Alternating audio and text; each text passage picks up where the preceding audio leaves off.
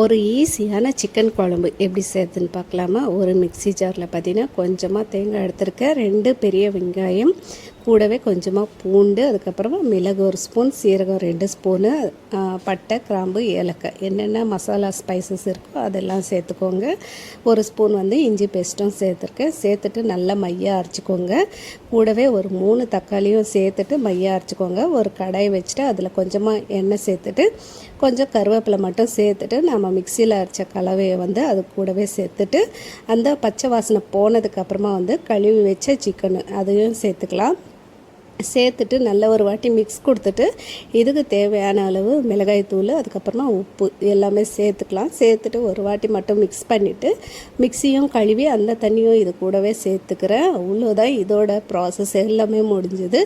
இதுக்கு தேவையான அளவு தண்ணி ஊற்றி ஒரு 15 மினிட்ஸ் கிட்ட வேக வச்சுக்கோங்க. சிக்கன் நல்லா வெந்து வந்துடும். கடைசியாக கொஞ்சம் கொத்தமல்லி தூவி இறக்கிட வேண்டியது தான்.